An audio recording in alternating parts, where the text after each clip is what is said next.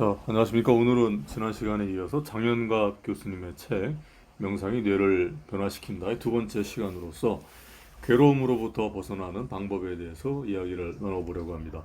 책에서는 4장과 10장의 내용을 가지고 왔습니다. 결론부터 말씀을 드리자면은 괴로움, 즉 스트레스로부터 벗어나는 방법으로 심호흡법과 명상법을 소개하고 있습니다. 앞에서 살펴본 것처럼 인간은 생존을 위해서 오랜 시간에 걸쳐 수만 년 동안 위험을 신속하게 감지하는 능력을 발달시켜 왔고, 그것은 다른 동물들과는 달리 인간의 두뇌에 전전두엽 연합령이라고 하는 부위가 크게 발달하여 한순간도 쉬지 않고 끊임없이 상상과 수많은 위험에 대한 시뮬레이션을 하는 단편 영화를 생산해내고 있습니다. 긍정적인 신호는 조금 늦게 인지해도 생존에 별 큰 영향은 없지만, 부정적인 위험 신호는 조금 늦게 인지했을 경우에 그것은 생존에 직접적이고 즉각적인 결과를 만들어냅니다. 예를 들어 산길을 가는데 길 옆에 나뭇가지가 흔들렸을 때 우리의 두뇌는 일단 이것을 위험 신호로 간주를 합니다. 호랑이, 늑대, 곰일 수도 있고요. 때로는 산적 등일 수도 있다라고 하는 식으로 먼저 상상을 하는 거죠. 그래야 일단 살아남는 것이고, 살아남아야 우리에게 미래가 있는 것이니까요. 그러한 생존에 탁월한 기술인 인류의 시뮬레이션 능력이 두 번째 화살이 되어서 이제는 거꾸로 인간을 괴로움에 빠뜨리고 위험 속으로 몰아넣어서 괴로움과 스트레스의 원인이 되는 것이 우리의 인생이라고 하는 것입니다.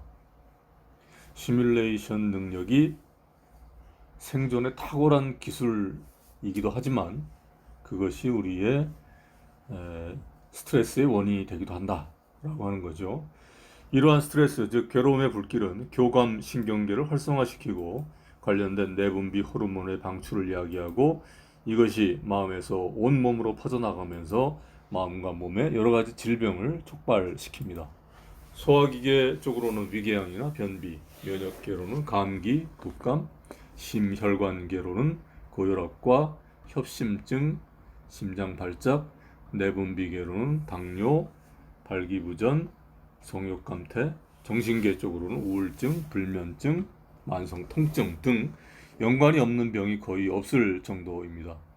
그렇다면 이 불길을 어떻게 예방하고 끌 수 있을까요? 그것은 교감신경계와 기랑작용을 하는 부교감신경계를 활성화시켜서 꺼야 한다고 합니다.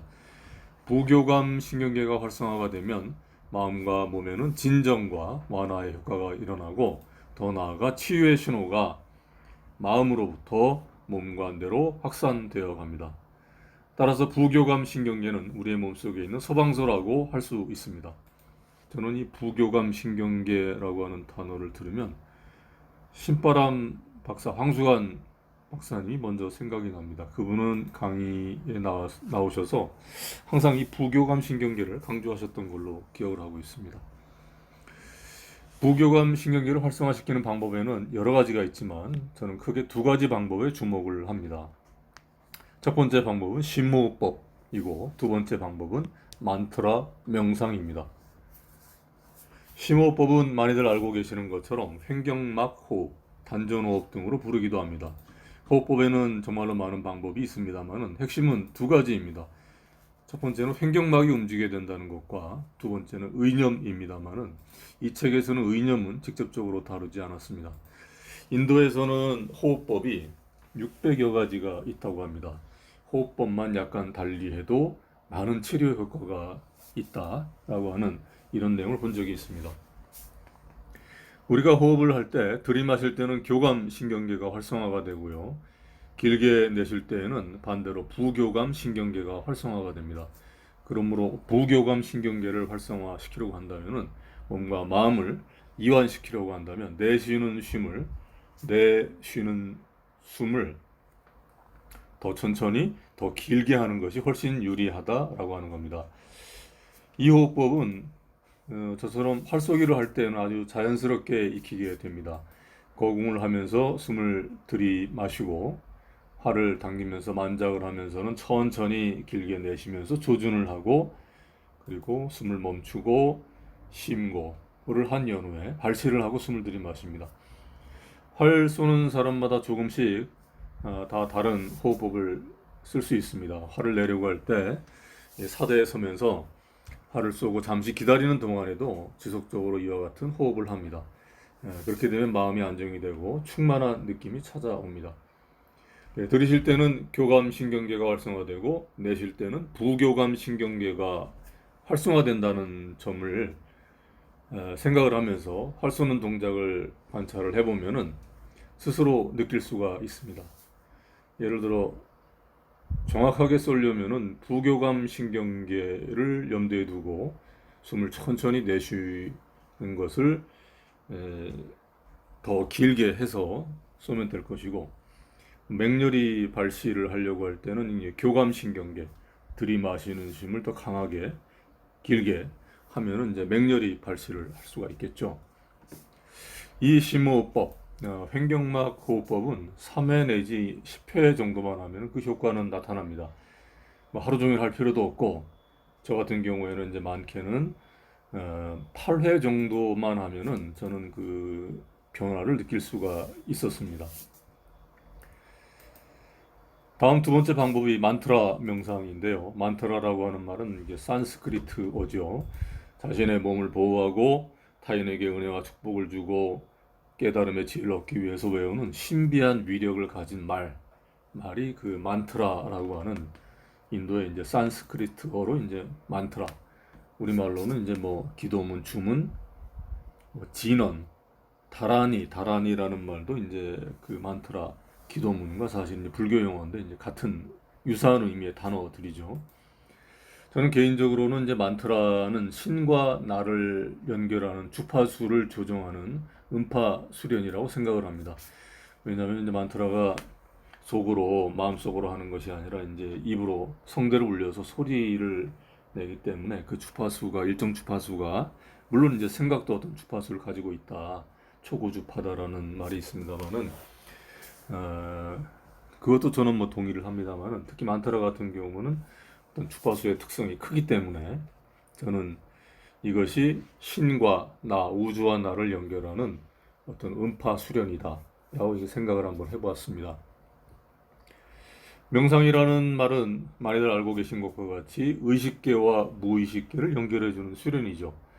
네빌 고다드의 책에서는 무의식이나 잠재의식은 하나님을 의미하고 의식이나 상상은 예수님을 또는 창조력을 의미하는 것이라고 합니다.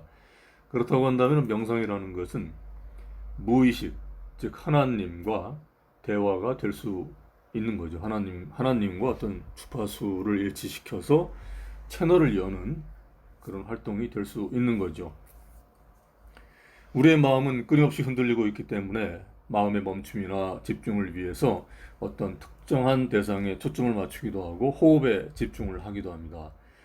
특정한 의미를 가진 구절을 반복하여서 암송함으로써 자신의 마음을 한 곳에 묶어두거나 다른 잡동사니 생각 등에 휘둘려서 표류하지 않게끔 하는 방법론이 바로 이 만트라 명상입니다. 만트라는 자신의 신념이나 종교에 따라서 자신이 가장 잘 맞는 방법을 선택을 하면 됩니다. 가톨릭 신자라고 한다면 은총이 가득하신 마리아님, 개신교라면 여호와는 나의 목자시니 내게 부족함이 없으리로다. 불교 신자라면 관세음 보살이나 이제 오음 같은 것을 하면 될 것 같고요. 편안한 자세로 뭐 눈을 감든 뜨든 관계없이 아침 저녁으로 일정한 시간 한 15분 정도를 정해서 암송을 하면 됩니다. 그 이상을 하면 뭐 더 좋겠지만은 한 15분 정도를 지속적으로 한 21일 정도 반복했을 때 저는 어느 정도 효과가 나타나는 걸 느낄 수 있었습니다. 저의 만트라는 이렇습니다. 나는 날마다 모든 면에서 점점 더 좋아지고 있습니다. 나는 오늘도 상상력의 힘으로 내가 소망하는 모든 것들을 창조하고 있습니다. 항상 기뻐하라, 쉬지 말고 기도하라, 범사에 감사하라 라고 하는 구절입니다. 앞에 구절은 에밀 쿠에의 자기 암시의 내용이고요. 이 구절은 아주 강력한 힘을 가지고 있습니다. 뒤에 있는 구절은 성경에 나오는 구절인데요. 저는 최근에 이 구절이 일종의 마법 같다는 생각을 했습니다. 항상 기뻐하라 라고 하는 구절을 입으로 말하다 보면은 평상시 별로 기뻐할 일이 없어도 내가 상상만 해도 즐거운 일들을 저절로 상상을 하게 되고 그 상상해도 즐거운 일들을 내게 끌어당기는 이런 힘을 가지고 있는 듯 합니다. 쉬지 말고 기도하라 라고 하는 구절을 말로 하다 보면은 나의 소원과 목표를 담은 만트라를 반복하면서 어떤 염원을 하게 되는 거고요. 범사에 감사하라라고 하는 구절을 말로 하다 보면은 오늘 또는 지금 내게 일어난 어떠한 일이 나의 소원을 이루게 하는 방법이 될지도 모른다라고 하는 마음을 갖게 되어서 설령 내게 벌어진 좋지 않은 일도 종국에는 그것이 내게 좋은 기회가 되는 방향으로 변화된다라고 하는 믿음을 가지게 됩니다. 이 기도문은 우리가 아직 모르는 어떠한 힘을 갖고 있습니다. 이 책에서는 여러 가지 수련법이 소개되어 있습니다. 그걸 다 해야 되는 것도 아니고 다 할 이유도 없습니다. 자신에게 적합하고 지금 자신의 환경에 적합한 방법을 택해서 매일 조금씩 꾸준히 반복을 하는 것이 좋다고 생각합니다. 저는 최소한 21일 정도를 반복을 하면은 어떤 변화가 찾아온다라고 하는 것을 체험해 본 적이 있습니다. 자, 오늘은 여기까지입니다. 감사합니다.